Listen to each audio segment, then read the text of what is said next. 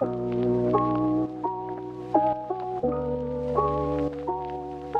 guys, Will Acuff from Corner to Corner here.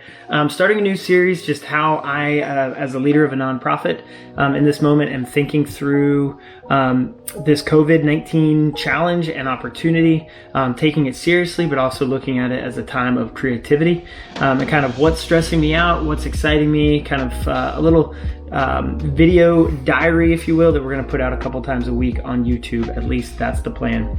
But I have small children. So the first challenge that I'm facing is what to do in the face of kids not having school. And as many of you know, I also have a son with special needs. He is on the autism spectrum, and not having a regular rhythm brings some significant challenges on that front as well. So one of the first things I did was move a desk into my room. So I could actually have one little place that was a little bit of a work sanctuary.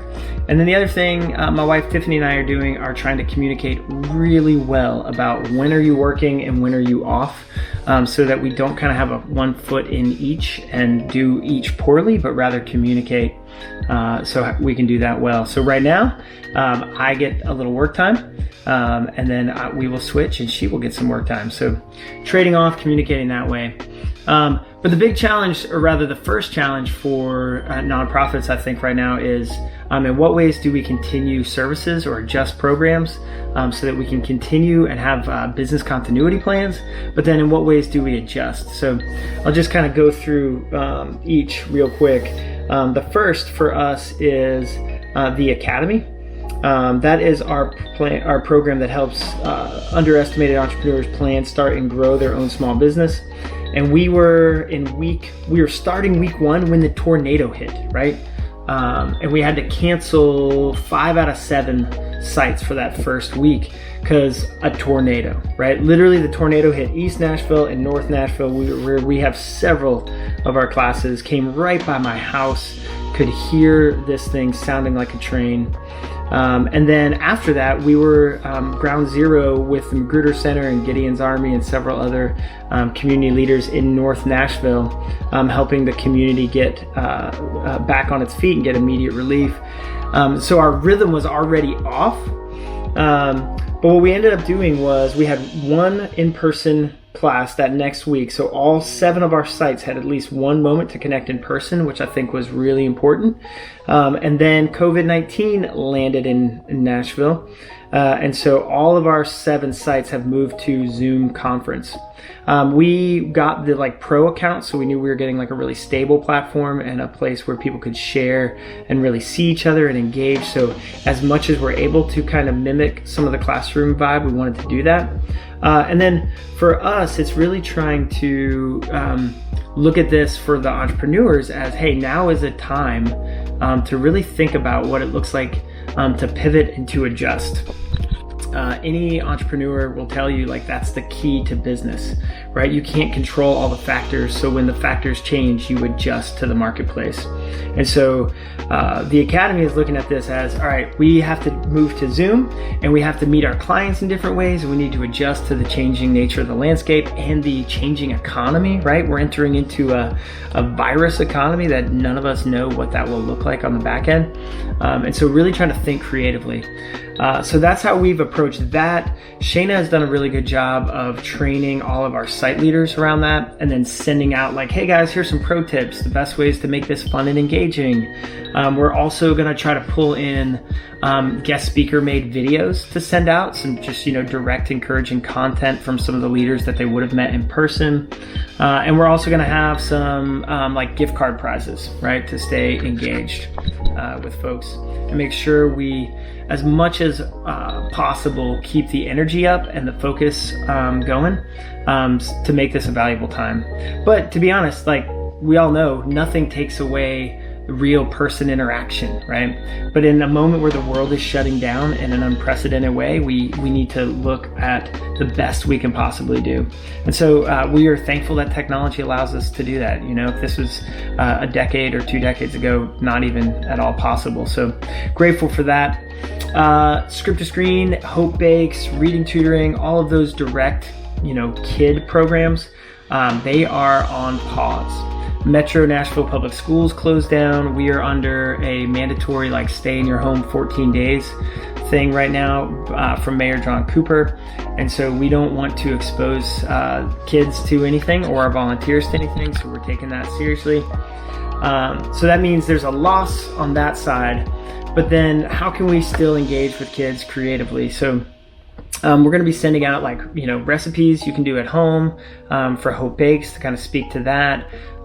Yesterday we had some of our team deliver STEM kits, that's science, technology, engineering, math, that had books and at-home crafts and bags for the kids, as well as some food, right? Right now, tons of the kids in our community are food insecure at a time where they rely on the schools for assistance in that way. And so yesterday, I can't remember if it was 80 or 90, delivered bags to people's houses. So we're staying engaged there where there was no human interaction, but we were still able to drop off a package like that. Then on the script to screen side, this one's a little bit trickier, and we're relying on whatever smartphone or other technology kids have access to, tablets and whatnot, from their parents. And we launched a TikTok challenge. Go check out our TikTok video somewhere down here. I'll post it, where the TikTok challenge is essentially a way to keep kids creating and thinking about how to create. This week was doing a musical mashup with Disney songs. And we'll do another one next week. And for that, we're doing prizes. We're doing gift cards to GameStop to incentivize the kids to be creating and thinking through. I think we'll do some acting challenges. We'll do some camera challenges, all sorts of fun stuff to tap into that and keep kids active in a positive way at home.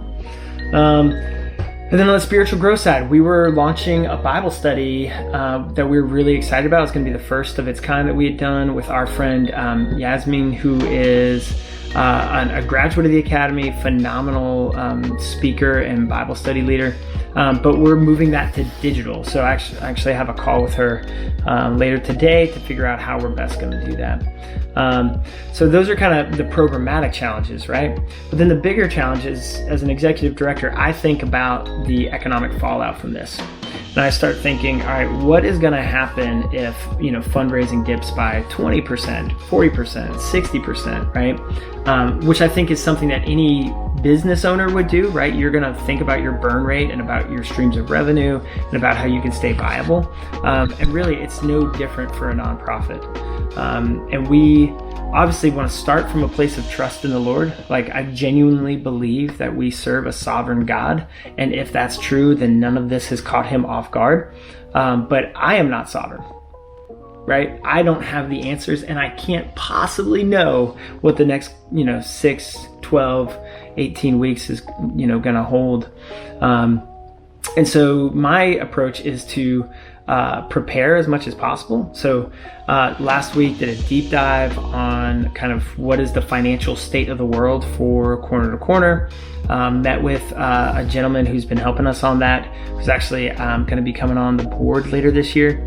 And so we did a deep dive, and then I'll present kind of several different plans and strategies to our board on a Zoom call, first or second week of April.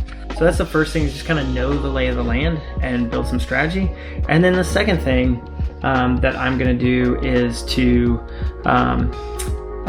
essentially think through, where do I think the strongest fundraising options are going to be for us over the next 12 months, and lean into those. I'll have more on that later. I'm still trying to figure that out. And then the last thing I'm doing, and I think this is always good no matter what's going on, is to call mentors, call leaders, get their thoughts and advice. So I've been having several phone calls with church leaders, nonprofit leaders, to find out what they're doing. Last but not least, in the mix of all this, y'all, is tornado recovery work became a big part of the last couple weeks for us.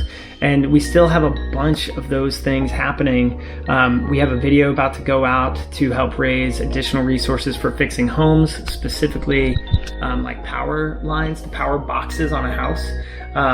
If you don't get those fixed, NES can't turn your power back on, but it's really expensive. And so we're trying to funnel resources to helping neighbors get their power turned back on.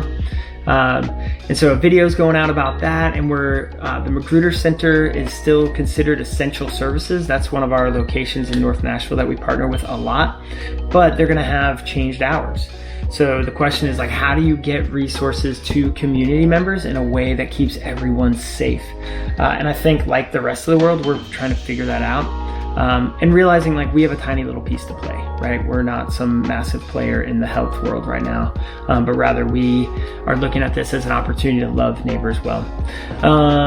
Let's see, the thing I'm most worried about right now is probably, honestly, my family. Just how do we stay engaged and positive and encouraging one another in a time of high stress? I can't tell you guys with enough kind of hyperbole or exaggeration how challenging it is for a child with autism to be out of their rhythm. That just is a big struggle. And so I think that's probably what concerns me the most right now. And then the thing that I am most excited about is to see all the creativity that will come to bear from our entrepreneurs and from the kids as their options are limited, right? Like sometimes if you're forced, with more structure or a tiny box, right? Like you have to be more creative. So I'm excited to see what some of those things are. Y'all, so this is episode 1. We'll try to do these about twice a week, kind of behind the scenes as we are thinking and processing and figuring out ways to still love our neighbors well, serve the Lord well, while also taking COVID-19 seriously and protecting ourselves and our families. So follow along, hit that subscribe, and we will see you guys next time.